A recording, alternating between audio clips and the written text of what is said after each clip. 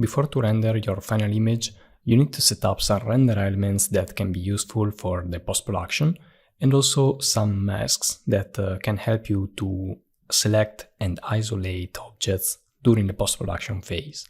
So first thing, you need to open the render setup and start to add the most used render elements.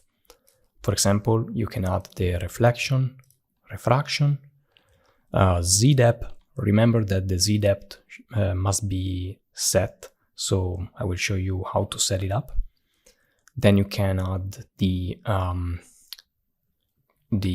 row component that can be splitted again in reflection and refraction. Source color, that is useful for color, and also the normal maps. There are two kinds of normals, remember, geometry and shading.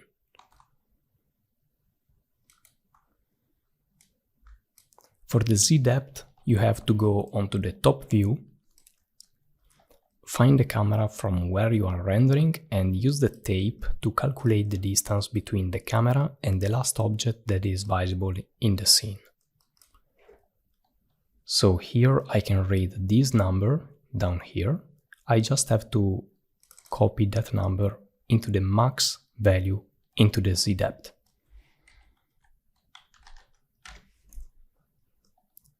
Then remember, the row component can be splitted in diffuse if you want the row total light, so you can also rename it.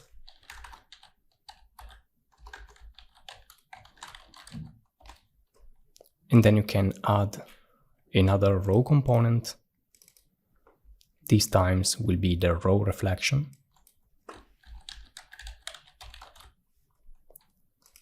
And again, if needed, the row refraction.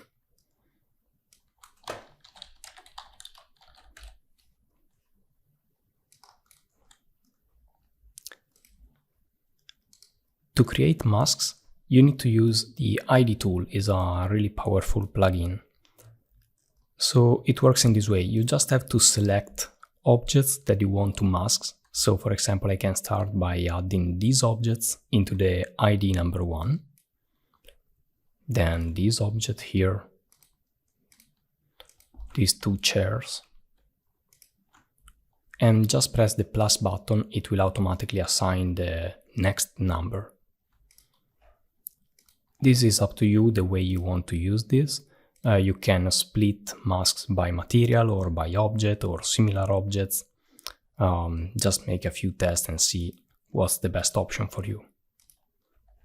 Once you finished, press this button, the Corona RGB, and automatically it will create for you the object ID masks. Before to render, remember, it's better to override the sky in order to see a black sky. This will prevent any borders that may cause artifacts during the post-production phase. And to change this, just go into the scene setup and enable the direct visibility override and leave a black color down here.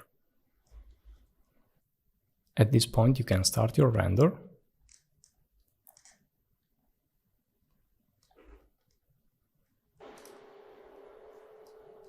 Make sure that your render elements are working and they are visible.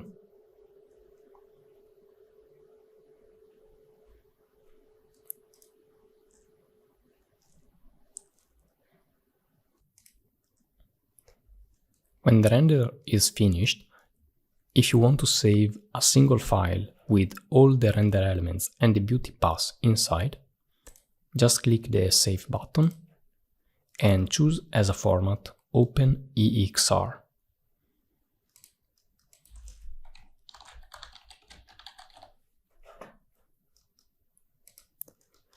When you see this pop-up appearing, remember to enable this button in order to include automatically all the render elements inside of the file.